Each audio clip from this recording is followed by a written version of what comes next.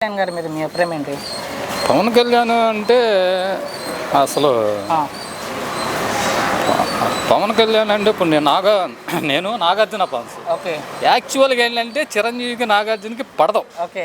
మేము చదువుకున్నాం full anti అనమాట. మేము సినిమాలకు వెళ్తే మా సినిమాలో వచ్చి కూడా కొట్టేవాళ్ళు వాళ్ళు.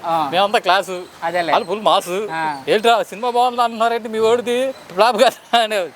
అంటే అంత యాంటీ. కానీ రాజకీయాల్లోకి వచ్చిన తర్వాత పవన్ కళ్యాణ్ మైండ్ కానీ పవన్ కళ్యాణ్ థాట్ కానీ ఒక విధంగా చెప్పాలంటే ఏం చెప్పకూడదమ్మా ఆయన గురించి. బాహుబలి 3 అంటే ఇప్పుడు ఆయన డిప్యూటీ సీఎంగా ఉన్నారన్న. డిప్యూటీ సీఎంగా ఎలా ఉంది ఆయన పనితీరు, అంటే పవన్ గారి పనితీరు?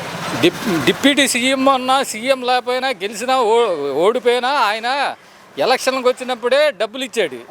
ఆయన సేవాశృతి. ఇంకా ఆయన గురించి నెగిటివ్ అనేది 100% లేదు. అయితే కొంతమంది ఏమంటారంటే పదవి వచ్చాక పవన్ గారికి ప్రజల్ని గాలికి వదిలేసి ఆయన సినిమాలు చేసుకుంటూ తిరుగుతున్నారు, హ్యాపీగా ఉన్నారు కొంతమంది. రామారావు గారు కూడా చేశారుగా, ఆయన ముఖ్యమంత్రిగా ఉండి చేశారు.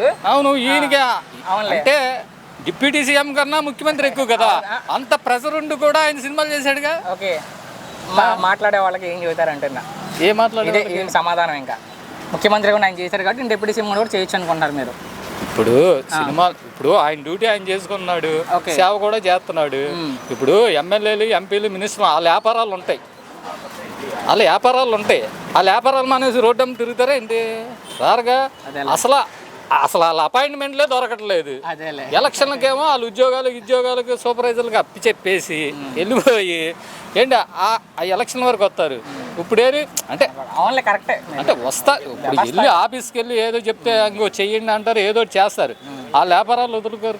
చివరికన్నా ఆయన తిట్టే వాళ్ళకి ఏం చెప్తారు? వ్యక్తిగతంగా విమర్శించే వాళ్ళకి మీ సమాధానం ఏంటంటే?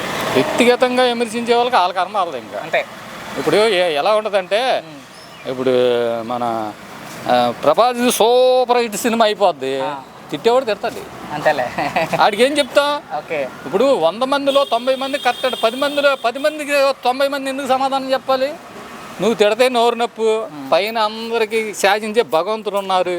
ఎవరైనా కానీ యేసుప్రభు అయినా కానీ మా రాముడు కానీ ఏంటి మన అల్లా కానీ ఎవరన్నా భగవంతున్నాడు. భగవంతుడిగా నమ్మకం ఉండగా ప్రతి వాళ్ళు ప్రార్థిస్తారు. ఆ నమ్మకం ఉండబట్టే ఏంటి ఆయనే చూసుకుంటాడు. అయితే 1 రోజు 2 రోజులు 3 రోజులు లేట్ అంతే. ఇప్పుడు ఎవడైనా సరే చంద్రబాబు నాయుడుకి 75 వచ్చేసినాయి, తర్వాత 85 వస్తాయి, తర్వాత 95 వస్తాయి, తర్వాత చచ్చిపోతావు. ఇప్పుడు నాకు 45, 55, 65 ఎవడో బతికుండడు, చచ్చిపోతాడు. ఉన్నంతకాలం ఏంటంటే మనం ఏంటి ఏ సేవ చేసామా అది చెప్పాను కదా. ఫస్ట్ ఇటు 7 తరాలు అటు 7 తరాలు పైనుంచి స్వర్గం నుంచి చూస్తారు. థ్యాంక్స్ అన్న.